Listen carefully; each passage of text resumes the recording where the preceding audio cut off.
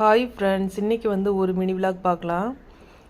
வெளியில் வந்து நல்லா மழை பெஞ்சிட்டு இருந்தது. வடை சாப்பிடணும் போல் ஆசையாக இருந்ததுனால கடலைப்பருப்பு காலி ஆயிடுச்சு. அதனால் ரேஷன் கடையில் கிடைக்கக்கூடிய துவரம்பருப்பு தான் நான் ஒரு 3 மணி நேரம் நல்லா ஊற வச்சு எடுத்திருக்கேன். இதில் எப்படி வடை செய்கிறதுன்னு பார்க்கலாம். இப்போ மிக்ஸி ஜாரில் சேர்த்துக்கோங்க. 3 மணி நேரம் கண்டிப்பாக ஊற வச்சு எடுத்துக்கோங்க. கூடவே இஞ்சி பூண்டு கூடவே வரமிளகாயும் ஒரு 5-6 சேர்த்துக்கோங்க. 1.5 ஸ்பூன் அளவுக்கு சோம்பு சேர்த்துட்டு கூடவே கல்லுப்பு சேர்த்து கொரன்னு அரைச்சி எடுத்துக்கோங்க. நல்லா நைஸாக அரைக்கக்கூடாது. இப்போது ஒரு அகலமான பவுலில் சேர்த்துக்கலாம். 2 பெரிய வெங்காயம் 2 பச்சை மிளகாயை நல்லா பொடி பொடியாக கட் பண்ணிவிட்டு சேர்த்துருக்கேன். இது கூடவே கொத்தமல்லி கருவேப்பிலையும் கட் பண்ணிவிட்டு சேர்த்துக்கோங்க.